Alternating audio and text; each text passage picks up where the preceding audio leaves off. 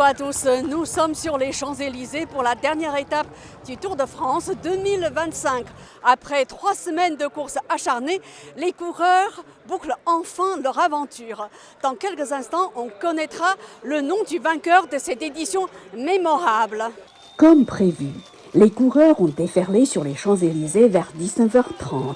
Cette arrivée revêtait une saveur particulière, célébrant le 50e anniversaire de la première victoire couronnée sur cette avenue mythique. Des milliers de spectateurs venus du monde entier s'étaient massés le long des contre-allées pour vivre l'aboutissement de 3 semaines d'efforts intenses. Chacun tentait de deviner le nom du futur vainqueur. Alors je pense que ça va être Pogačar parce que là il est tellement en avance que ça va être très difficile de le rattraper. Je pense que c'est Pogačar parce qu'il a beaucoup d'avance effectivement et qu'il est maillot jaune et qu'il est exceptionnel. Bien plus qu'une simple course cycliste, le Tour de France est un événement emblématique qui rassemble des millions de personnes chaque année.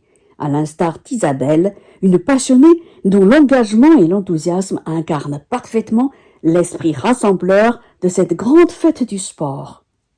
Une belle fête populaire qui existe depuis très longtemps et que les Français aiment bien regarder en général depuis des années. Parmi les spectateurs du Tour de France, Marie et Miguel Martinez sont des fidèles inconditionnels depuis des années.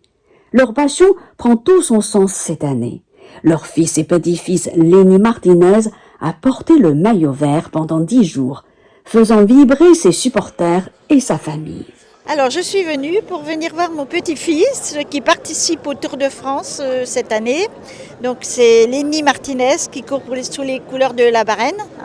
Voilà, et nous sommes aux Champs-Élysées pour l'accueillir à la fin de sa course. Voilà, Et il y a le papa aussi de Lenny qui est venu, le champion olympique de VTT, là c'est son papa.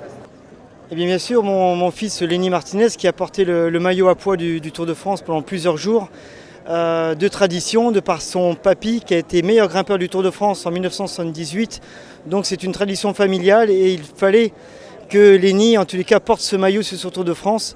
Et avec toute la réussite qu'il a eue sur ce Tour de France, il fallait absolument venir le voir pour ce dernier jour, pour le féliciter de tout le beau Tour de France qu'il a fait, parce qu'en fait il est jeune, il a 22 ans, il est très jeune.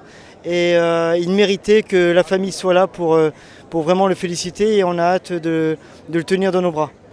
La 21e étape a offert une conclusion spectaculaire à la 112e édition du Tour de France. Sous les vivas d'une foule en délire, les vainqueurs ont gravi l'un après l'autre les marches du podium pour y recevoir leur trophée. Parmi eux, Wout van Aert, le vainqueur de l'étape, et Jonathan Milan, qui a gravi le maillot vert devant l'Arc de Triomphe. Tadej Pogačar, intronisé roi des grimpeurs avec son maillot à pois, et surtout, couronné une nouvelle fois maillot jaune, confirmant les pronostics des experts. Une consécration accueillie avec une émotion palpable par le Slovène, sous les ovations d'un public conquis. On a une grande fierté de pouvoir remettre des prix à ces 6 grands champions. Tadej Pogačar est un champion immense. Je crois qu'il va marquer le Tour de France pour longtemps. Et puis on a vu son engouement pour la France, pour les messages qu'il a adressés notamment autour des jeunes qui étaient si nombreux autour de lui pendant toutes les épreuves, les étapes du Tour de France. Donc un très grand moment. Et là, c'est un homme seul qui arrive.